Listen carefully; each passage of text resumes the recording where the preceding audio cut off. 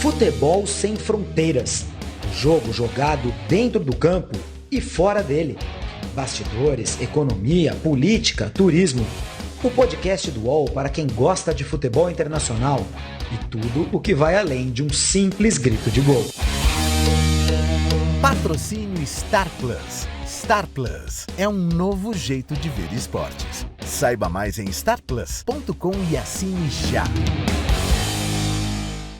Olá, muito bom dia a vocês que estão com a gente em mais um podcast Futebol Sem Fronteiras, podcast Futebol Sem Fronteiras número 19, que vai tratar da primeira rodada da fase de grupos da UEFA Champions League, a Liga dos Campeões da Europa, e falar principalmente do PSG, da estreia desse trio tão esperado, o trio mais poderoso do mundo. Neymar, Messi, Mbappé jogaram juntos pela primeira vez e empataram com o Bruges.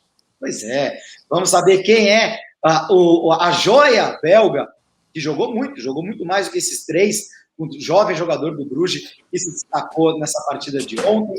A gente vai saber o que vem pela frente para esse trio do Paris. No domingo já tem clássico contra o Lyon. E vamos conversar com o Thiago Leme, meu amigo, correspondente em Paris e que está em Bruges, acompanhou ao vivo essa partida do PSG, essa partida do Paris. Fica ali pertinho, né? 3 horinhas e meia de Bruges até Paris. E o Thiago ainda está lá na Bélgica, vai contar para a gente como é que o ambiente, né, em torno desse jogo e o que os franceses estão falando desse trio de ataque que não funcionou na primeira partida. Ô, Jamil Chad, o programa hoje ia ser sobre os Young Boys, e aí o Bruges acabou ofuscando os Young Boys, apesar da vitória contra o Manchester United. Mas tua hora vai chegar, Jamil. Tua hora vai chegar, calma, o teu time vai ser tema o teu time de verdade. Eu imagino, aquele outro time que você torce lá, eu imagino que você não queira falar sobre ele hoje não, né? Bom dia, Jamil. Bom dia, Júlio. Bom dia, Thiago. Ótimo que você tenha aceito o nosso convite, Thiago. Muito obrigado pela companhia. Olha, eu não vou falar do meu outro time, porque na verdade só tem um time, né, Júlio? O que acontece é que na Suíça a gente tem esses times que a gente de vez em quando acompanha, mas eu só tenho um time que ontem perdeu de novo, né? Mas não vamos falar disso. São Paulo Futebol Clube ou Young Boys? O tempo dirá. Mas vamos lá. Vamos esquecer do São Paulo, né? Vamos deixar do outro lado. Olha, essa história do Bruges, que é bastante curiosa, o Thiago vai entrar nessa história daqui a pouco, mas ela tem uma relação direta com essa história do Young Boys também. Do outro lado do campo, tinha um Cristiano Ronaldo estreando pelo Manchester United de volta na Champions League. Do outro lado, você tinha Messi, Neymar, Mbappé, um trio ultra poderoso, estreando contra também um time muito, eu diria, modesto, o Bruges. E os dois tiveram dificuldades, né? O Cristiano Ronaldo saiu derrotado. No caso do Messi, um resultado nada esperado, sinceramente, e que coloca aquela questão, né, que a gente já tratou aqui, mas que eu acho que vale a pena. Você imagina uma Superliga, né, só com os grandes? O que faria sentido quando a gente vê que, de fato, esses, entre aspas, pequenos, sim, dão trabalho. E que esses pequenos provavelmente não vão passar da primeira fase. Mas aquele jogo contra o Young Boys foi o jogo mais importante da temporada do Young Boys. O jogo do Bruges de ontem provavelmente foi um dos jogos mais importantes do Bruges na temporada. Então, tirar esses times num campeonato continental é você, de fato, privar uma parte da Europa da experiência do futebol. Isso não resta nenhuma dúvida. Eu queria só dar um esclarecimento aqui, Júlio, porque tem muita gente que me pergunta, de onde que vem esse nome Young Boys? Você sabe, Júlio, ou não? Você sabe? Não. Vou deixar para você, lógico. Não sei. É até uma explicação muito, eu diria, curiosa. Tem um time aqui na Suíça, da Basileia, que chama Old Boys. Você sabia disso? Não, também. Tem um time que o futebol no clube Old Boys é só um dos esportes, eles têm outros esportes, etc. Na Basileia tem o Old Boys. E, há 123 anos, 4 moleques do colegial de Berna foram assistir o Old Boys. Depois do jogo, eles falaram: por que a gente não cria um time nosso? Né? Por que a gente não faz um time nosso? Cerveja vai, cerveja vem, né? Cerveja vai, cerveja vem, e criam o Young Boys. Tá? Então, essa é a história dos 4 moleques do colegial que basicamente decidem criar um time para confrontar o Old Boys. E esse Young Boys, que é de Berna, não é aqui de Genebra, não é da Basileia, é um time que, de fato, tem o seu histórico. São 23 anos, 15 ou 16 títulos suíços e uma semifinal da Copa Europeia. Semifinal da Copa Europeia. É verdade. Então tem coisa aí. Depois, quando eles forem campeões, a gente volta a falar deles. Não, a gente vai com certeza um dia falar dos Young Boys. Eu até gostaria que fosse hoje, mas é que realmente a gente sabe, quem acompanha aqui o podcast Futebol Sem Fronteiras sabe que a gente não fica falando de 200 temas no mesmo programa, né? E a gente já tinha combinado, né, Jamil? Hoje o tema Young Boys, ganharam do United. Mas é realmente essa estreia do trio do Paris e com o que aconteceu em Bruges faz com que a gente tenha que falar desses caras, né, Jamil? Agora, só para completar a questão ainda do que seria uma Superliga. Superliga seria congelar o campeonato europeu por vários anos e talvez décadas só dentro de um grupo pequeno de clubes. Né? Aí a gente pergunta quem seriam os membros da Superliga se essa Superliga tivesse sido criada nos anos 80. Será que a gente teria exatamente o PSG? Será que a gente teria os times, o Chelsea, o Manchester City? Provavelmente não. Né? Então, esse congelamento do futebol dentro de uma Superliga, ele é perigoso por isso. Fui dar uma pesquisada aqui rápida nos anos 80 e o equivalente da Champions naquela época, que é a Copa Europeia, claro, era diferente, porque classificava um de cada país só para a Copa Europeia, mas olha só o que foi as quartas de final de 1985, 1986. Juve, Sparta Praga, Bordeaux, Dnipro, Áustria Viena, Liverpool, Gothenburg e Panathinaikos. Né? Ou seja, não estamos em nada falando do modelo de hoje. Vamos um pouco para trás, 1980. Nottingham Forest. Quem? Né? Nottingham Forest. Dinamo de Berlim, Berlim Oriental. Né? Estrasburgo, Ajax, Celtic, Real Madrid, Hajduk Split e o Hamburgo.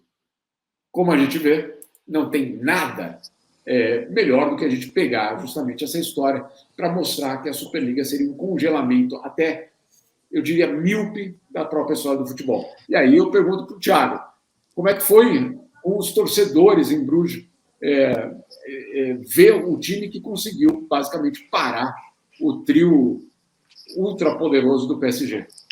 Saudações, Thiago. Primeiro, bom dia, Júlio, bom dia, Jamil, para todo mundo que está acompanhando o podcast. Um prazer falar com vocês, mesmo que virtualmente, né, rever vocês, meus amigos, e obrigado pelo convite, né, pela participação. Eu estou aqui em Bruges, né, como vocês citaram, vim aqui para a cobertura da partida pelo Band Sports.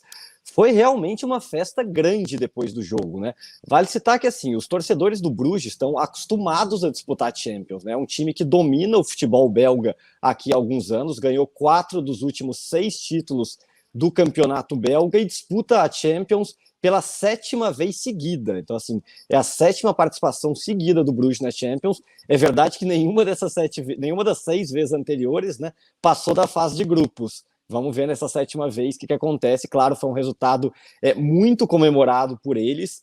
Ontem, depois do jogo, eu conversando com alguns torcedores, eles falando, né? O PSG tem as estrelas, tem o Messi, tem o Neymar, tem o Mbappé, mas nós temos um futebol coletivo, então foi uma celebração muito grande. E, claro, do outro lado da imprensa francesa, dos torcedores franceses, uma decepção, né? Eu estava lendo L'Équipe de hoje, que é o principal jornal esportivo lá da França. O Messi tirou nota 5 na partida e o Neymar nota 4. Foi realmente uma decepção grande. Eles classificaram a atuação do Paris como fantasmagórica que o time realmente não apareceu em campo. E eu mandei para o Júlio aí, eu não sei se ele vai colocar agora aí, Júlio, no ar, esses vídeos dos torcedores, né, antes e depois do jogo, porque foi realmente uma celebração bem grande aqui na cidade. Vou colocar assim, né? Primeiro, assim, o Jamil abordou vários temas no começo do podcast, e sobre essa rapaziada tomando uma cerveja na Basileia e depois fundando um clube em Berna, né? Uma das primeiras vezes que quando eu tinha acabado de conhecer o Thiago, nós tomamos uma cerveja na Basileia e acordamos num trem chegando em Viena, né? Foi mais ou menos essa a história. Existiu aí um pequeno gap de lembrança de eventos entre a cerveja na Basileia e a chegada do trem em Viena. Estamos no intervalo, vocês criaram um time, ou não? Quase isso. Mas amigos foram sendo resgatados na Suíça. Não citarei nomes, que é para não deixar ninguém em situação ruim, mas era isso aí, outros tempos de Eurocopa 2008, disputada em 2 países, com trem grátis para quem tinha credencial, hein? Ah, que maravilha. 13 anos atrás, que lembrança da Eurocopa. Melhor não citar os amigos, mas já manda um abraço para eles aqui. Se manda um abraço. Eles sabem quem são, né, Thiago? Com certeza. Exatamente. Ou seja, essa história de tomar uma cerveja aí na Basileia e inventar alguma coisa para fazer logo depois, às vezes acontece com qualquer um. Mas eu concordo com o Jamil, é meio ridículo falar em Superliga depois de uma primeira rodada de fase de grupos da Champions em que o Young Boys, o campeão da Suíça, ganha do time do Cristiano Ronaldo e o Bruges, o campeão da Bélgica, empata e joga melhor do que o Paris Saint-Germain de Messi, Neymar e Mbappé. Você imagina, desculpa te cortar, Júlio, você claro, imagina falar para o torcedor do Bruges, para quem acompanha aqui para a cidade, que o time não vai mais disputar a principal competição da Europa. Nunca mais vai jogar com o Real Madrid. Um time que está há 7 anos seguidos disputando, né? Passando pelaquela fase preliminar e tal. É difícil, né? Então, assim, também concordo totalmente com o que o Jamil falou. Essa Superliga, acho que, sinceramente, para mim, beira o absurdo nesses moldes. Agora a gente vai ver, para quem está assistindo a gente, eu vou disparar um videozinho aqui que o Thiago me mandou. Olha como estava o clima lá em Bruges antes do jogo.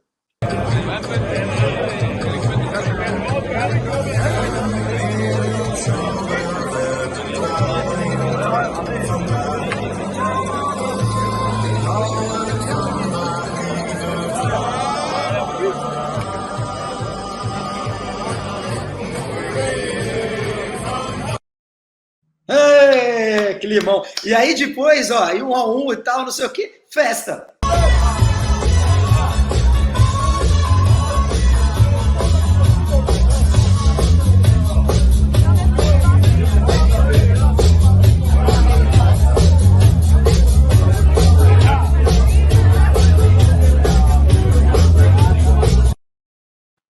Billie Jean is not...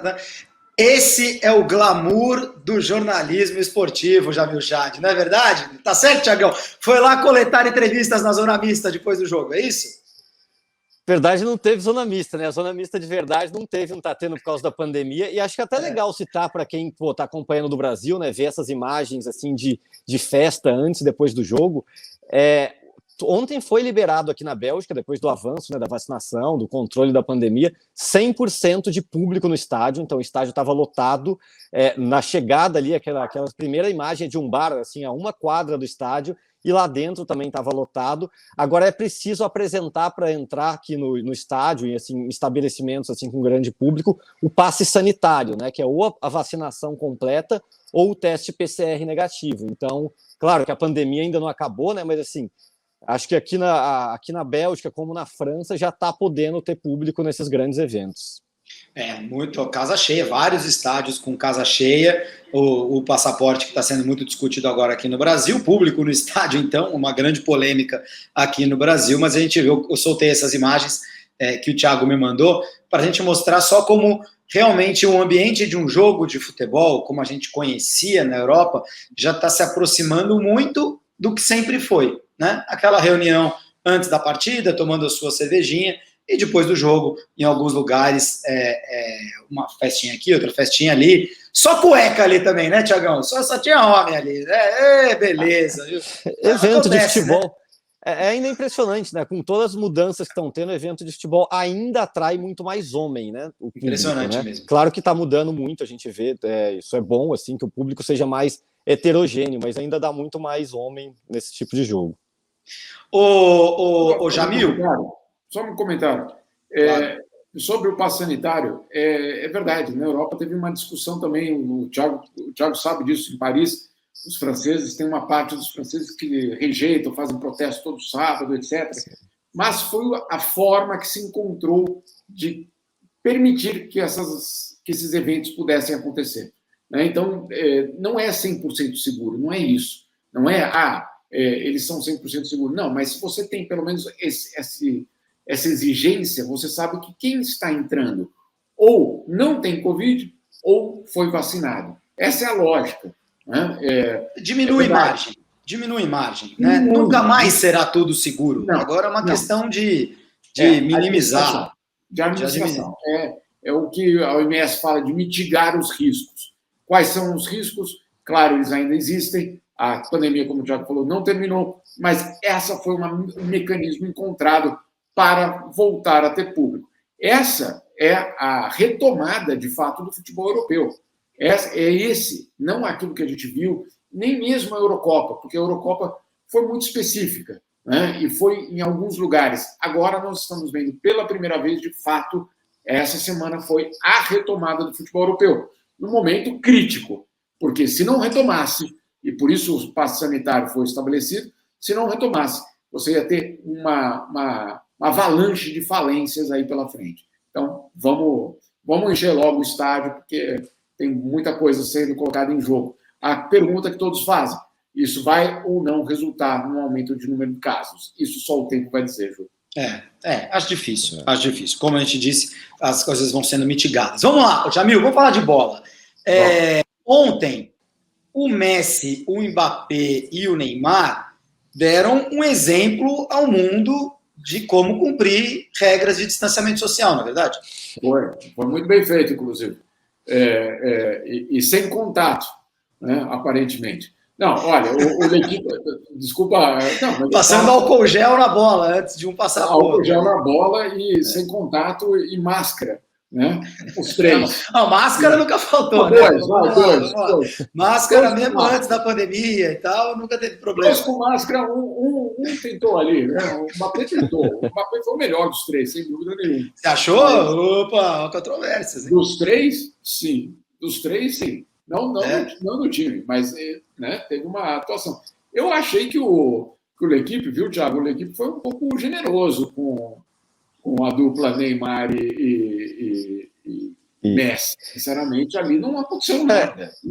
Não, o Neymar realmente não achou o lugar dele. Ele ficando mais preso ali do lado esquerdo do campo, acho que com a presença do Messi agora, porque o Neymar antes era o cara que estava jogando o PSG mais centralizado, com mais liberdade, né? Agora ele ficou mais preso ali, realmente não apareceu no jogo. O Messi, eu acho que no segundo tempo, quando o Mbappé já tinha saído machucado, com problema no tornozelo, o Messi apareceu um pouco mais, tentou um pouco mais, pelo menos, né? Apesar de que foi no primeiro tempo que ele acertou a trave. Mas no segundo, eu acho que ele tocou mais na bola. Mas realmente não teve uma boa atuação. E o Mbappé, apesar de ter feito a jogada do gol, né, no lançamento longo, como ele sempre costuma fazer em velocidade, conseguiu ganhar da marcação e cruzou para o gol do Herrera. Eu acho que dos três, ele foi o que menos se conectou. O Mbappé me parece que jogou mais para ele, mais sozinho. Eu não sei se eu posso utilizar a palavra fominha, mas eu estava até vendo com o Júlio os números ontem da partida, ele foi o que menos trocou o passe entre os três. O Júlio pode, acho que, falar mais sobre isso. E talvez pelo Neymar... Deixa eu dar esses números, aí você continua no teu raciocínio. O Neymar, quase sempre... Eu não voltei todos os jogos do Paris, mas eu escolhi vários aleatórios. Os jogos de Champions League do ano passado, final de 2020, os jogos contra o Bayern e tal. O Neymar era sempre o jogador do PSG que mais recebia bolas, mais recebia passes. Ontem ele foi o quarto. Ele recebeu menos bolas do que o Ander Herrera, do que o Messi, do que o Marquinhos. O Mbappé e o Messi trocaram entre eles 3 passes. no jogo inteiro. 3 bolas foram dadas ou do Mbappé para o Messi ou do Messi para o Mbappé. Juntos, do Neymar para o Messi foram 29. Os dois se conectaram um pouquinho mais. Mas os passes entre os 3, de qualquer um para qualquer outro, representaram só 7% do total de passes do Paris Saint-Germain em toda a partida. São números que mostram o que você está falando, né, Thiago? Não se encontraram e especialmente o Mbappé completamente isolado dos outros dois. Claro, é o primeiro jogo, né, entre eles, obviamente tem muita coisa para evoluir, e eu acho que assim, o entrosamento, por mais que estejam longe há 4 anos, Neymar e Messi, é normal, eu acho que eles se procurem mais, né? Mas para o trio dar certo, para o jogo coletivo dar certo, o Mbappé vai ter que jogar mais próximo deles, com certeza vai ter que evoluir nas próximas partidas. E é interessante que você falou do Herrera, né? Que é o cara que mais passou, né? A evolução mais recebeu bolas. Que mais recebeu bolas. A evolução que ele está tendo essa temporada, né? Um cara aí nota 6, se for muito generoso, nota 7, né? Não vai passar disso. Mas é um cara que nessa temporada está sendo muito útil e está ganhando a confiança do Pochettino. É uma questão para o Thiago, Júlio. O Neymar, na ida dele para o Paris Saint-Germain, você acompanhou de perto isso tudo, um dos objetivos era sair da sombra do Messi. Ele conseguiu, né? Isso ele fez. Ele saiu da sombra do Messi. Dividiu o espaço com o campeão do mundo, Mbappé. Ele não ficou, eu não diria, completamente isolado, para usar a palavra aí, pandêmica. Ele não ficou totalmente isolado nessa posição e teve que dividir. Minha pergunta, deu já para sentir ontem se o Neymar volta para essa posição de, sendo colocado de volta na sombra? Ou como era essa relação? Olha, Jamil, eu acho que é interessante você tocar nesse assunto. Acho que o próprio Neymar, durante esses 4 anos, percebeu que aquele discurso que ele tinha quando saiu do Barcelona, de quero ser o protagonista, quero ganhar o título de melhor do mundo. Acho que ele percebeu que sozinho não ia conseguir no Paris Saint-Germain. Primeiro que assim, na primeira temporada que já chegou o Mbappé, e o Mbappé ganhou também uma importância muito grande, né? Foi campeão do mundo em 2018 com a França, é artilheiro da equipe do Paris Saint-Germain na frente do Neymar. O Neymar mudou um pouco o papel, a característica dele, jogando mais na armação, dando assistências. Então, acho que o Neymar percebeu que ele vai precisar de mais alguém, né? Para conseguir levar o PSG a um título da Champions. E se ele ainda tem esperança, eu não sei se ele ainda tem esperança de ser o melhor do mundo, sinceramente, eu acho que isso está cada vez mais difícil. Pelo menos a relação dele com o Messi, né, aquela relação de... Ele alça o Messi a um status de ídolo mesmo. Então eu não acho que o Neymar vai ter um problema de relacionamento com o Messi. Eu acho que ele percebeu que para ele conseguir os objetivos dele, ele vai ter que estar, não sei se de novo na sombra, mas no mínimo na mesma prateleira. Assim, ele não vai ser o protagonista sozinho mais. Espero que dentro dele ele tenha entendido isso, me parece que sim. Me parece que o Thiago está bem otimista. O Neymar ontem deu um total de 0 chutes a gol. Não estou falando chute certo, estou falando 0 finalizações. Olha, eu acho que a gente teria que...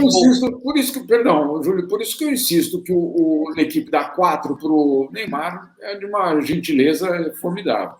Você pode até olhar com o copo meio cheio e falar, olha o Neymar mostrando que vai se sacrificar pelo time, porque realmente o Messi ontem jogou na posição que o Neymar jogou nos últimos 4 anos e que o Tite gosta de colocá-lo para jogar na seleção brasileira, que é aquele meio-campista meio solto, podendo cair para qualquer lado, uma posição meio anárquica, né? Faz o que quer, o time é teu, joga onde você quiser e os outros trabalham.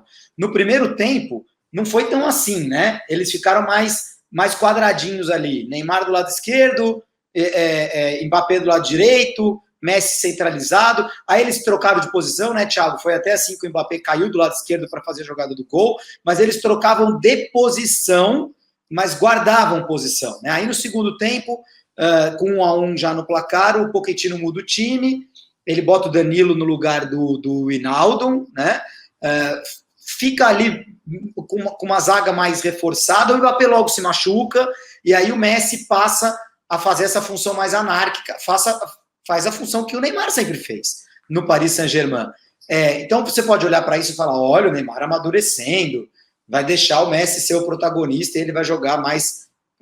Eu não acredito nisso. Ô, Jamil, Você que conhece muito bem bastidores, família Neymar, você acredita que o Neymar vai abrir mão de jogar bola, de ser o cara que participa tanto do jogo, porque agora chegou o Messi e tal? Possivelmente tenha sido o primeiro jogo da vida do Neymar em que ele deu nenhum chute a gol. Desde o, sei lá, do futebol do salão com 6 anos de idade. Júlio, eu acho que é um período de adaptação aí, porque ele sabe que para o Paris Saint-Germain ir de novo disputar a final precisa de um time forte. Isso ficou muito claro já nas temporadas passadas, que ele sozinho não faz essa mágica. Ao mesmo tempo, ele precisa se adaptar à questão da presença do Messi. E por mais que ele tenha um status diferenciado dentro do Paris Saint-Germain, com contratos, inclusive alguns deles muito questionáveis, no que se refere a ser simpático à torcida, né? Thiago, você conhece muito bem isso, toda a base que é oferecida para ele. A verdade é que agora ele está do lado de um ídolo mundial que tem uma posição diferente da dele. Se não houver essa adaptação, eu imagino que a gente vai estar falando aqui daqui a 2 anos, ou mesmo daqui no final da temporada, olha, a dupla, etc., talvez não tenha se conectado. Bom, o Neymar, na minha opinião, e talvez o Thiago tenha algo sobre isso, as opções dele, elas se fecham cada vez mais. Opções de ser campeão do mundo, opção de ser o melhor do mundo, que era uma coisa que ele aspirava, que sempre dizia que não, mas a gente sabe muito bem que tinha até contrato para isso, tinha até prêmio para isso se ele fosse, né? Tinha até um incentivo para ele chegar a isso. As opções dele estão se fechando. Essa é a realidade. A cada temporada que passa, a cada ano que passa, as opções do Neymar estão se fechando. Se ele não se adaptar, ele vai entrar para a história como talvez, eu não diria a grande decepção, porque ele é craque, claro que é. Agora, é a grande oportunidade perdida, vamos dizer assim, né? Aquele que almejava muito e que sim, chegou a um patamar extremamente elevado, mas não conquistou talvez os principais títulos, pelo menos pela seleção e pelo time. O que eu coloco, por que eu falo isso, Júlio? Porque eu acho que ele ou muda e aceita essa nova realidade, ou, mais uma vez, vai desperdiçar mais uma temporada inteira. E aí, insisto, não dura para sempre, né? Vamos contar aqui, são mais quantas temporadas Neymar? 5, 6? Nossa, mas, muito, hein? Nossa, sim, não é? Altíssimo nível. Eu acho que o Neymar já está passando do auge. É que o Messi e o Cristiano Ronaldo passaram do auge e ainda estão há muitos anos metendo 40 gols por temporada, mas já não estão no auge, já faz uns 5, 6 anos que já não estão no auge. O Neymar, eu acho que está saindo desse auge. Ô, Thiago, lá em Paris, por tudo que você ouve, claro que vocês acabam se encontrando, outros jornalistas, aparece um parça do Neymar aqui ali, naquela conversa de botequim, ali do bar, agora que os reencontros estão voltando a acontecer. Por tudo que você vê, ouve, apura por lá, o Neymar está com essa cabeça de vou abrir mão de fazer tantos gols numa temporada, etc. E tal. Vamos priorizar o Messi. Qual é a ideia ali em torno dessa reunião entre os dois e do trio que já quase foi desfeito, porque o Mbappé já quase foi embora? Não, eu não acho que chega nesse ponto, assim, de vou abrir mão de fazer gols, eu vou abrir mão de tocar tantas vezes na bola, de deixar totalmente meu espaço pelo Messi ou por quem quer que seja. Mas, como eu disse, eu acho que realmente ele entendeu que precisa jogar mais coletivamente. Como o Jamil estava falando, ele tem pouco tempo ainda de carreira no auge para conseguir os objetivos. O que ele tem pela frente? Uma Copa do Mundo ano que vem, de 2022 no Catar, porque se ele jogar 2026, certamente já vai ser numa fase bem descendente, né? Ele renovou o contrato com o PSG até 2025, né? Me corrijam se eu estou errado.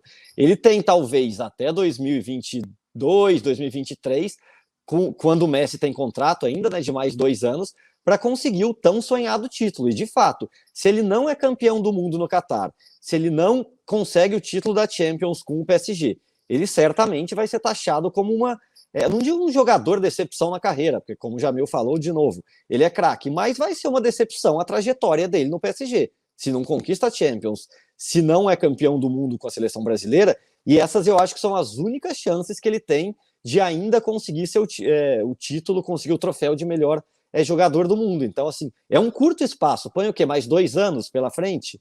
Então, eu acho que não é que ele vai abrir mão vou abrir mão de fazer os gols. Mas eu acho que ele, entre aspas, abriu mão ou entendeu, colocou na cabeça dele que não será mais o protagonista sozinho de um título europeu do PSG.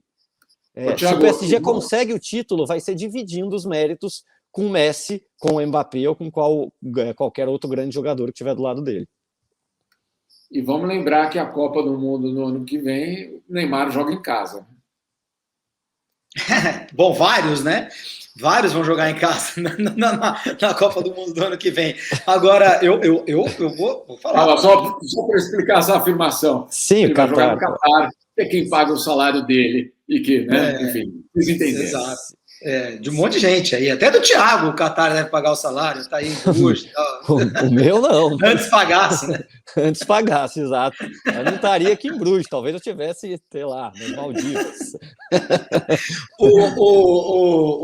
Eu acho que a janela de Neymar melhor do mundo é só a Copa do Mundo no ano que vem. Se o PSG tivesse sido campeão da Europa nesse ano, acabou perdendo a semifinal para o City, poderia ter sido campeão europeu, eliminando Barcelona, Bayern, City no caminho e ter sido campeão europeu. O melhor do mundo teria sido o Mbappé, não teria sido o Neymar. E uma coisa até para complementar, que vocês citaram Cristiano Ronaldo e Messi, né, que estão, claro, não estão mais no auge, mas continuam jogando em altíssimo nível. O Neymar já deixou claro em algumas entrevistas, e a gente sabe, que a vida do Neymar, a dedicação não que ele não se dedique nos treinos, pelo contrário, a gente pode criticar o Neymar pela postura, por várias coisas, mas o Neymar não é um cara, nunca chegou atrasado num treino, é um cara que se dedica 100% profissionalmente. Mas Messi e Cristiano Ronaldo têm uma vida muito mais regrada em alimentação, em saídas noturnas e tudo isso. O Neymar já deu uma entrevista recente, eu não lembro para quem, que ele fala, eu vou me dedicar profissionalmente, mas eu não abro mão da minha vida de baladas às vezes, né, de tomar cervejinha às vezes. Aluga jatinho para ir para uma festa e volta para a cidade. Ele aproveita a vida. Sim, isso não quer dizer que ele assim, abra mão profissionalmente da dedicação, tá? Ele é profissional, sim. Isso qualquer pessoa elogia que convive com o Neymar. Mas ele não tem a vida regrada profissionalmente, eu digo, fora de campo, com festas, alimentação que tem Cristiano Ronaldo e Messi. Isso faz com que a carreira de Cristiano e Messi chegue até, sei lá, 36, 38 anos, no nível que acho que o Neymar não vai chegar nessa idade. Peraí, deixa eu ver se eu encontro o Neymar aqui. Peraí.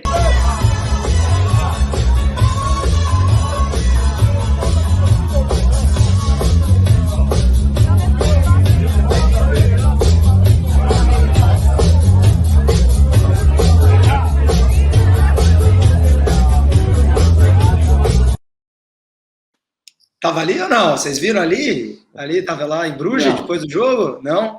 Não, Bruges não é Júlio, mas só para colocar também, eu acho que o Thiago tem toda a razão e deixar muito claro que ninguém está questionando o profissionalismo do Neymar em campo, nos treinos, no compromisso dele com os times pelo qual ele passou, nada disso, isso não é questionável. Mas são estilos de vidas diferentes. Vocês se lembram uma coletiva de imprensa, se eu não me engano foi o Silvio Barsetti que fez a pergunta, não lembro, pode ser que tenha sido outro repórter, que o Neymar respondeu, eu tenho 24 anos, sou rico, ganho títulos, sim, entre aspas, sim, eu saio. Né? As palavras não foram exatamente essas, mas essa é a realidade. Agora, manter esse ritmo até 36, 37 anos, primeiro, é extremamente difícil para qualquer um deles. Eu, sinceramente, acho que o Cristiano Ronaldo e o Messi estão lucrando com um comportamento de vida não de um ano, mas de uma década. Sem dúvida. Sem dúvida. É o resultado de uma década de uma postura. Né? Agora, não é, que não sai, não é isso. Obviamente que não é isso. E não nos cabe julgar quem sai ou quem não sai. A gente pode olhar, Jamil, para a carreira do Ronaldinho Gaúcho e falar: esse cara teve uma carreira abreviada pela vida desregrada extracampo. Bebia muito, saía muito, viajava antes do jogo. Assim, isso é fato. Isso é fato. O Neymar não é esse caso. O Neymar está dentro de uma média ali. Eu acho que aí, nesse caso, o Cristiano é que é uma exceção completamente. E claro que a gente coloca o Neymar muito mais nos holofotes pela qualidade, pelo jogador que ele é, o principal jogador do futebol brasileiro.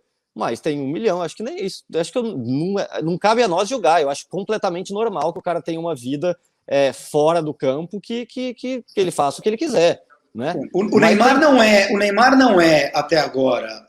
O Neymar não foi nunca eleito o melhor do mundo, nunca foi campeão do mundo com a seleção brasileira, etc. e tal, porque sai à noite. Acho que a carreira dele nunca foi atrapalhada por isso. Agora, apanha muito, machucou muito mais que os outros, apanha muito, machucou mais que os outros. Apanha por quê? Apanha porque provoca muitos adversários, porque tem outro tipo de atitude. Aí você vai puxando um fio que vai gerar um outro contexto. O Neymar apanha mais do que o Messi, do que o Cristiano Ronaldo, e não apanha mais à toa. Apanha mais porque também tem uma atitude muito mais provocativa em campo. Ô Thiago, só para a gente encerrar o assunto Neymar, para a gente falar um pouquinho do Bruges antes da gente encerrar o nosso podcast, o Neymar reclamou aqui, quando veio para cá na semana passada, aqui na Seleção Brasileira, que a imprensa pega no pé dele, falta com respeito, e não sei o quê, ninguém me respeita, não sei mais o que fazer para o Neymar ser respeitado, e por aí vai, né? Deu aquela desabafada, muito se falou nisso na semana passada. Como é a relação da imprensa francesa com o Neymar? Fala-se na França o mesmo tipo de coisa que a gente fala aqui no Brasil, e aí eu detesto quando se coloca imprensa no mesmo saco, que foi o que ele fez, né? Tem de tudo. Tem gente que está com o microfone no rádio e que fala um monte de barbaridade. Tem gente que faz críticas absolutamente normais, técnicas ao Neymar. Ontem, por exemplo, jogou mal. Jogou super mal. Não foi protagonista. E daí? Isso é desrespeitar? Ou isso é fazer uma análise? Na cabeça dele, do pai dele, do staff, é desrespeitar, né? Tudo é desrespeito, né? Mas eu quero saber se na França desrespeita-se o Neymar, entre aspas, do mesmo jeito, ou ele que não lê as notícias em francês por aí? Olha, eu vi a entrevista que ele deu na saída do jogo, né, pro Eric Faria, tal, que depois até questionou, ele colocou uma pergunta depois, mas Neymar, o que falam, né, tanto de você? Eu acho que a relação aqui na França é mais ou menos a mesma, né? A diferença é que, assim, claro que agora com a pandemia, desde o início da pandemia, nunca mais teve zona mista, nunca mais teve entrevista. Mas eu vou explicar só para entender um pouco como funciona aqui. O Neymar, antes da pandemia, quando tinha zona mista, né, quando os jogadores passavam para entrevista depois dos jogos do PSG, ele parou e conversou várias vezes com a imprensa brasileira, né, que tinha, além de mim, tinha mais 3 repórteres ali, o João Henrique Marques do UOL, a Isabela Pialiari do Esporte Interativo e antes o Rafael De Angeli da Globo. Era basicamente nós 4 ali nas entrevistas. Ele parou e conversou várias vezes com uma boa vontade. Então ele passava no corredorzinho ali, primeiro tem os repórteres franceses, ele passava reto dos repórteres franceses, porque ele não fala francês, então ele não dava entrevista. Aí ele parava, conversava com a gente em português, e depois os repórteres franceses pegavam as aspas, as imagens, enfim, às vezes colocavam o microfone. Então o Neymar nunca teve uma relação direta com os repórteres franceses, tá? E eu acho que ele não foi muito criticado. Foi assim, naquela época que ele tentou a negociação com o Barcelona, na época logo no início dos pênaltis com Cavani, alguma coisa sobre o comportamento dele. Mas eu nunca vi o Neymar criticar direto assim alguém da imprensa francesa e nem a via contrária. Mas eu concordo com você que a generalização nunca é válida, né? O que é imprensa, né? Mas eu acho que você já explicou, né, Thiago? Se o Neymar está há 4 anos aí e não fala francês, talvez deva entender alguma coisa, né? Mas, enfim, mas não fala. Mas não dá entrevistas, não dá entrevista, etc. O cara nunca deve ter lido L'Equipe na vida dele, gente. Assim, eu convivi muito com o jogador brasileiro quando morava aí. A televisão na casa dos caras ficava na TV Globo. No domingo, às 9 da noite, lá na Espanha, os caras não estavam assistindo Valência e Sevilha. Eles estavam assistindo lá São Paulo e Mirassol, entendeu? Pelo Campeonato Paulistão que está passando. O jogador brasileiro tem muita dificuldade de desconectar com o Brasil. Ele não vive a vida europeia.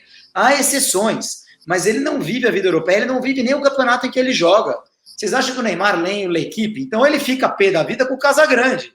Ele nem sabe o que a imprensa francesa está falando dele. Não, eu acho que mesmo da imprensa brasileira, o que a maioria dos jogadores vê mais é o post que tem lá na rede social, a manchete que tem ali, né? Então ele pega alguma coisa, algum post que alguém colocou brincando, o Neymar tá barrigudo, tá gordinho na volta das férias. E aí ele leva como se a imprensa toda estivesse... Como se fosse a imprensa. Isso, né? Exato. Eu não falei que o Neymar tá gordo, você não sei se falou, sabe? E aí a imprensa toda. Então, sabe? Não. Ninguém falou. Exato, eu acho que tem que enfim, que avaliar melhor, né? Quem é essa imprensa? Quem é o jornalista que falou uma coisa errada ou não, enfim. Esse extracampo é complicado, né, Jamil Chad? Para quem quer ser um ator global, acho que o Neymar e seu staff, seu pai, erraram bastante a mão aí ao longo dos anos. Mas ele paga o preço disso, né? Primeiro, achar que tinha a possibilidade de ser o protagonista. Ficou claro que, sim, ele tem essa possibilidade, mas que os clubes contra os quais ele joga não tem um protagonista. E se você pegar todos os campeões da Champions aí nos últimos anos, você não tinha o protagonista, você tinha times fortes. Isso que aconteceu. Ficou muito claro que a Champions hoje ela é o resultado desses clubes muito bem estruturados, com planos, com equipes equilibradas, né? É isso que traz um título da Champions hoje. Eu acho que houve uma tendência que isso é um debate maior, né, Júlio? Do fato do jogador se colocar ou pelo marketing ou pelas redes sociais como maior do que o time, ou independente do time, ou eu tenho a minha via e o time tem a via dele. Isso tudo é uma novidade, sinceramente, né? A gente não pensava num craque e que o torcedor iria seguir o craque e não o clube, né? E o craque sairia de um time e iria para o outro, e o torcedor migraria para outro clube, né? Essas coisas são novas. Essa é uma outra geração de torcedor que pensa, ou pelo menos constrói essa relação de fidelidade de uma forma diferente. Eu, pessoalmente, acho que o grande erro do Neymar foi ter apostado nesse protagonismo. Esse protagonismo ele tem várias camadas. Ele tem a camada PSG, eu vou para o PSG porque lá eu sou o rei, e tem também a relação, por exemplo, com a suposta imprensa, né? Quem são vocês para me questionar? Né? Um pouco nesse tom, né? Isso tudo gera um preço, Júlio, não tem nenhuma dúvida. O preço tem sido pago. Qual é o preço? Desconfiança, vamos assim, sempre duvidar se que ele vai ser, de fato, relevante naquele jogo. Quantas vezes a gente já não ouviu? Bom, o Neymar joga muito em jogos pequenos e, de repente, quando ele é necessário, ele desaparece. Esses são todos preços que são pagos por conta de um comportamento ao longo aí de alguns anos. Foi uma aposta numa nova geração. A gente está falando num mundo em que o branding, né, a marca daquele jogador, ela em muitas ocasiões passa a marca até mesmo dos clubes. Então, tudo isso está sendo colocado em questão hoje. O Messi, ao ir para o PSG, de uma forma muito irônica, né, recoloca a questão do coletivo num time pelo qual Neymar apostou que queria ser o protagonista. Coisas da vida. Chegou um novo jeito de assistir esportes. Disponível em diferentes plataformas. Esteja onde estiver, você tem mais opções de escolha.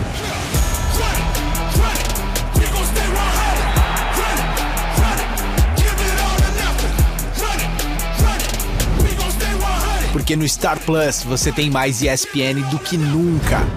Já disponível. Bom, a gente vai continuar a conversa. Vou continuar mais 5 minutinhos aqui com o Thiago Leme. O Jamil Chad precisa ir, deu a hora dele. Jamil, um abraço para você. A gente volta quinta-feira que vem, hein? Quinta-feira que vem, Thiago. Obrigado pela participação. Depois me conta aí da cerveja. Que aparentemente a cerveja de Bruges é muito boa, viu, Júlio? Eu não conheço. Dizem. Sei. Dizem tá sim, dizem sim. Dizem. Valeu, Tchau, Jamil. Obrigado, até a próxima. Um abraço para o Jamil Chad, que volta quinta-feira que vem no Futebol Sem Fronteiras. Vou continuar com o Thiago mais alguns minutinhos, porque, Thiago, a gente viu, todo mundo esperava ontem o Messi, o Neymar, o Mbappé, e quem apareceu foi o tal. Eu vou querer que você me ajude com o jeito que está sendo falado o nome do rapaz aí na Europa. O Charles de Ketelaere, é isso? Olha, depende da pronúncia, né? Na França eles colocam o de Ketelaere. De Ketelaere. Bem. E aí na Bélgica? Aí em Bruges? Aqui em Bruges é holandês a língua, né? A Bélgica tem 3 línguas oficiais aqui na região de Bruges, que já é quase Holanda. Difícil falar, mas eles estão falando meio que de Ketelaere. De Ketelaere, né? Alguma coisa assim. Selemakers lá, que era do alguém que fala holandês, acho que pode me corrigir, mas é mais ou menos isso. Não fala anos, que belga fala holandês que os caras te matam, hein? Flamengo, né? Flamengo. É quase igual. Mas o moleque, 19 anos. Jogou muito ontem, né, Thiago? Jogou muito ontem. O time do Bruges, coletivamente, jogou muito bem, mas ele se destacou bastante. Ele e o número 10 também, o Lang, eu acho que fez uma boa partida. Mas toda a história do moleque, 19 anos, que é formado aqui, é garoto da região e tal. E eu estava até pesquisando, a gente conversando ontem, né? Você me deu esse mote aí. O moleque jogou tênis, né? Eu estava pesquisando, ele jogava tênis, foi campeão juvenil aqui, belga, quando ele tinha 10 ou 12 anos de idade, enfim. E aí mudou para o futebol. Ele é um xodó aqui do pessoal de Bruges. Até escrevi sobre ele no meu blog, aqui no All Sport hoje. Jogou tênis, ficou ali naquela indefinição, o que vai ser da vida, e muito curioso, porque ele disse que no tênis ele ficava muito nervoso, ficava muito bravo, por exemplo, quando alguns meninos maus gritavam fora, né? Porque quando você joga tênis entre amigos, né? Quem já jogou tênis sabe, você que canta se a bola foi boa ou fora lá na tua quadra. Ele ficava muito bravo com a molecada que gritava bola fora quando ele achava que tinha sido dentro, saía do jogo, ficava nervoso, começava a jogar bola para fora de propósito, chegou a fazer meditação. Olha que interessante, né? Quer dizer, ele disse numa entrevista que eu encontrei para um jornal belga, ele disse que não aguentava essa pressão individual que o tênis gera e que o futebol ele divide mais essa pressão, né? É mais fácil você encontrar desculpa para as derrotas e etc e tal, e ele se adaptou melhor ao futebol, acabou escolhendo ficar no futebol, joga no Bruges desde os 8 anos de idade, e é uma próxima joia aí do futebol belga, né, Thiago?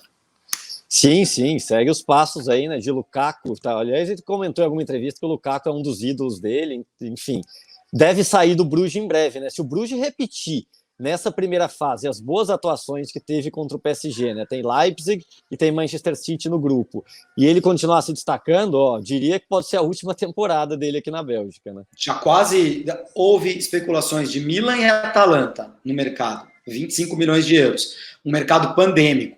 Se o cara jogar essa bola, ele vai sair por muito mais do que isso e para um clube talvez mais rico do que o Milan hoje, né? O Milan é um clube super poderoso. A Atalanta, claro, é um clube que nos últimos anos vem tendo grandes campanhas, mas é a Atalanta, né? Continua sendo a pequenina Atalanta. De repente o garoto vai aparecer num clube maior.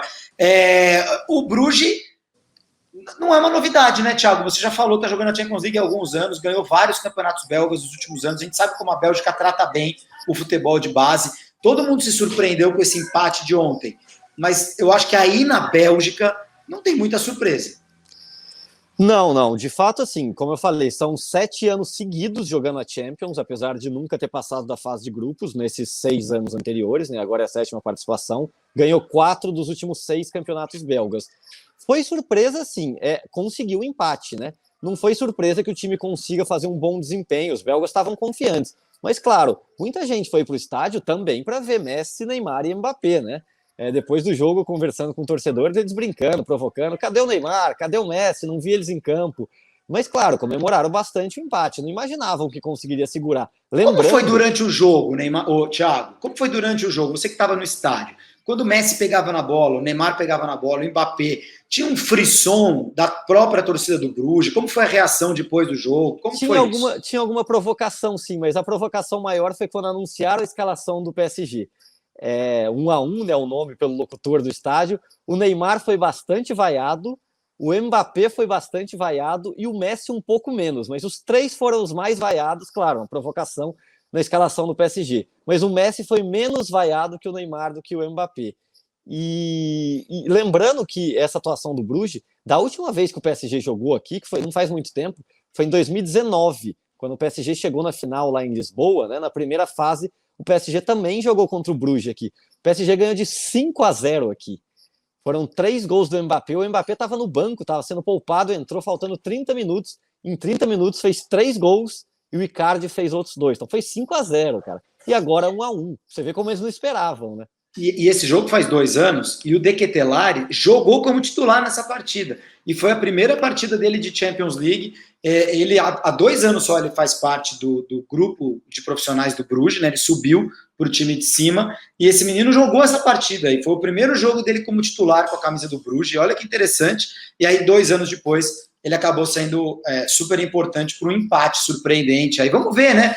Muita gente falava que o Leipzig seria o time a talvez ameaçar um grupo que tem City e PSG, né? Os 2 clubes mais ricos, mais fortes, com elencos mais poderosos da Europa ao lado do Bayern. Não dá pra gente descartar o Bayern de Munique. Mas o Leipzig tomou 6-3 do City ontem, e o Bruges conseguiu esse pontinho contra o Paris. Vamos ver o que acontece. Thiago, domingo tem clássico já. Tem Paris Saint-Germain contra Lyon, pela Ligue 1, pelo Campeonato Francês. Primeiro, que informação já se tem sobre o Mbappé? Quer dizer, já não teremos trio no domingo? O Mbappé, a lesão de tornozelo dele, já se sabe por quanto tempo ele vai ficar fora? Não saiu ainda o comunicado, Júlio. Ontem, depois do jogo, o Pochettino falou que seria analisado a gravidade. Acho que o Mbappé não joga domingo, não tem nada oficial, mas acho que não joga, acho que não vai ter o trio. É um jogo difícil contra o Lyon, né? Apesar do Lyon não ter começado tão bem o campeonato francês. Hoje o Lyon joga pela Liga Europa contra o Glasgow Rangers, lá na Escócia. Mas domingo, muito provavelmente, vai ter Paquetá em campo, vai ter Bruno Guimarães. É um time ajeitado, claro, do Lyon. Acho que vai ser um grande jogo, é um dos clássicos do futebol francês. O Lyon só não é mais rival do PSG do que o Marselha, né? Porque o Olympique de Marselha é o grande rival. Aí sim o bicho pega, as torcidas se odeiam, mas o Lyon também é um grande clássico, até pelos títulos recentes do Lyon, né? O Lyon ganhou muito mais recentemente do que o Olympique de Marselha. E eu acho que vai ser uma oportunidade para a gente ver um pouco da evolução do PSG, né? Porque a gente fala que foi muito mal ontem, mas tem outros jogadores para entrar, né? Por exemplo, o Icardi ontem, acho que foi muito mal. O cara entrou no lugar do Mbappé, ficou em impedimento 3 vezes no tempo que ele ficou em campo. Então o Icardi é um cara que precisa evoluir. Um ponto positivo, apesar de ter jogado pouco tempo, o Nuno Mendes, lateral esquerdo, que veio do Sporting. Entrou, acho que muito bem no tempo que ele esteve em campo, 19 anos, falam que é um cara que ataca bastante, né, tem um futuro grande pela frente, e certamente vai ser titular desse time. Porque fez uma jogada que foi aquela do chute do Messi por cima, né, que saiu por muito, mas foi a jogada toda do Mendes ali pela esquerda. Sim, porque o Diallo, com todo respeito, não dá, né, um cara que defensivamente vai lá, ainda faz o papel dele, mas ofensivamente é nulo o Diallo. Então o Nuno Mendes certamente vai assumir essa vaga. O Hakimi na lateral direita é um outro cara que ataca muito. O Sérgio Ramos ainda está para estrear, acho que ainda não vai acontecer domingo. O Di Maria está suspenso na Champions, pode jogar na França, né? Então, exato. Então um time que, claro, a gente fez muitas críticas ontem, foi realmente uma decepção, mas tem muito espaço para evoluir, né? Acho que daqui a uma temporada a gente pode bater um outro papo aqui, vai conversar muito no final da temporada, podemos fazer um outro podcast, para a gente ver se realmente vai ser uma decepção ou não. A gente daqui a um ano, no final da temporada, pode estar falando que o PSG correspondeu. Futebol é muito difícil, né, cara? É uma linha muito tênue, né, para crítica e para o elogio. Tem muita coisa para acontecer esse ano aí. Uma bola para lá, uma bola para cá, a diferença entre sucesso e fracasso, mas a gente deve ver no domingo, nesse clássico, Paris contra Lyon, Messi e Neymar juntos. Desde o começo, é um jogo importante, o Mbappé não deve jogar, concordo com você, mais Messi e Neymar juntos, e a gente vai ver como é que vai ser esse posicionamento do Neymar, né? Que ontem eu achei muito surpreendente, mesmo como ele ficou à margem do jogo, e o Messi foi quem ficou mais dentro do jogo. Só para a gente acabar, Thiago, duas coisas. Primeiro, a gente fala muito da ausência de técnicos brasileiros na Europa, mas a gente tem dois cartolas brasileiros na Europa. O Leonardo, diretor do Paris, o Juninho, diretor do Lyon. Mas eles não é que eu não vou dizer que eles não se bicam, eu não sei como é que é essa relação deles, mas já houve troca de farpas, assim, através da imprensa. Eles têm estilos, né, muito diferentes. Confesso que eu não sei exatamente da relação dos dois fora de campo, né? Mas de como você falou, já teve essa pequena troca de farpas. O Leonardo é um cara que tem se preservado bastante aqui, né? Ele fala nesse mercado de contratações, dá a cara a bater, fala bastante com a imprensa francesa quando tem alguma situação ligada a mercado, alguma situação mais polêmica, quando teve aquela acusação, por exemplo, do Neymar de racismo com o Álvaro do Marcelo na semana passada, mas é um cara que se preserva bastante, faz o trabalho de bastidores. Na apresentação do Messi, ele estava lá, o Nasser fez questão de elogiar, o Nasser, o presidente do PSG, né, o Qatar, o Nasser El-Khelaifi, fez questão de preservar o trabalho, de elogiar o trabalho do Leonardo nesse mercado de transferências, mas o Leonardo não aparece muito, sabe? Dizem que ele trabalha bastante nos bastidores, eu não tenho uma relação próxima, não poderia falar muito quanto a isso. O Juninho é o grande ídolo do Lyon, né? Tem uma moral muito grande pelo que ele fez como jogador, recebeu algumas críticas no início do trabalho dele como diretor esportivo, até pelo fracasso do trabalho do Silvinho aqui, né? Lembrando que o Silvinho foi o primeiro treinador aqui, não teve um bom início, não teve um bom trabalho, tanto que foi demitido, mas depois o Juninho tentou rearrumar o time e diria que o Juninho, até pelo status dele de ídolo, é um cara meio que muito respeitado lá em Lyon. Legal. Ô, Thiago, para a gente encerrar a tua participação, conta um pouquinho para mim, eu quero que você me fale uma coisa. Lá em Paris, você está em Bruges, mas você mora em Paris, que é a casa do Paris, do PSG, e que é o lugar onde vai ser disputado o Clássico de domingo. Conta para a gente um lugar em Paris para quem for visitar Paris. Agora que as viagens estão abrindo de novo, daqui a pouco a brasileirada vai começar a invadir Paris novamente, né? Muito turista e tal. Todo mundo conhece a Torre Eiffel, todo mundo sabe que é o roteiro turístico, né? Torre Eiffel, Arco do Triunfo, Louvre. Mas eu quero que você conte, para quem mora em Paris, conta para a gente um lugar que só o morador de Paris conhece e vai e frequenta. E aproveita, vende teu peixe, porque eu sei que você também tem um site de turismo que eu acho muito legal, que é o Bora Viajar Agora. Boa, Júlio, valeu pela propaganda, é isso. Quem quiser, acessa lá www.boraviajaragora.com, tem perfil no Instagram também. E assim, eu faço muitas coisas, até porque esse é o estilo do blog, né? Que é tentar conhecer nas cidades o lado B realmente, fora dos pontos turísticos, e programas que você não gaste tanto dinheiro, né? Tem duas coisas que eu adoro fazer em Paris. Uma é sentar na beira do Rio Sena, perto da Pont Marie ou perto da Pont Neuf, principalmente no verão, né? No inverno fica mais difícil fazer isso pelo frio. Mas é sentar, aproveitar, assim, você vê a vida passar, o dia a dia, que é coisa que o parisiense faz, passa num supermercado, compra uma garrafa de vinho, compra alguns produtos, queijo francês, queijo brie, queijo camembert, salame, presunto, enfim, umas entradinhas, uns aperitivos, e é sentar na beira do Sena e realmente apreciar ali a vista, enfim, na Pont Marie e na Pont Neuf, o parisiense faz muito isso. Outro lugar que é um pouco fora do centro, mas de fácil acesso, é o parque, o Butte Chaumont. É um parque muito frequentado pelos franceses. Então, você que vai para Paris, quer sair ali do roteiro Torre Eiffel, Arco do Triunfo, Champs-Élysées, o Parque Butte Chaumont é um lugar bastante interessante. E para finalizar, para quem quer bares, restaurantes também, com preços mais acessíveis e comer a comida local, onde os parisienses sentam perto do Marais e perto do 11e. 11e é o bairro, né? O Paris é dividida em arrondissements, do 1 ao 20. Os departamentos, né? Os departamentos. O 11M deve ser o 11º, o 11, departamento 11. Exatamente. Uhum. Então, o 11 tem muitos bares com preços mais acessíveis, muito mais restaurantes frequentados pelos locais. Então aí as dicas do Thiago. Pode conhecer lá o site Bora Viajar Agora, que é muito bacana. Thiago, conhece quantos países, Thiago? Para quantos países já foi? 78. 78. Eu já estive na frente nessa lista aí. Agora agora fiquei para trás. 8 anos de maneira filho. econômica, sempre lá para o sudeste da Ásia, América Central, países que muita gente...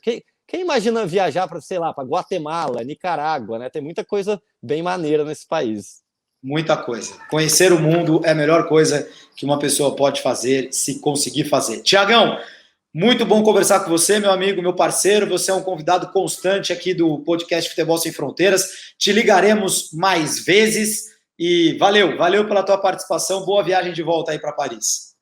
Valeu, Júlio. Obrigado mais uma vez pelo convite. Espero que quem tenha acompanhado a gente aí tenha gostado. Qualquer coisa, a gente segue falando do PSG aí nas redes sociais. Grande abraço. O podcast Futebol Sem Fronteiras fica por aqui. Eu e o Jamil Chad voltamos na quinta-feira que vem. Um abraço. Futebol Sem Fronteiras.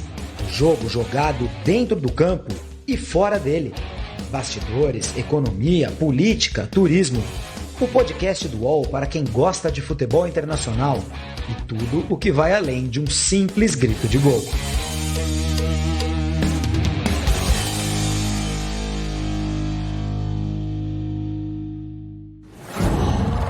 UOL.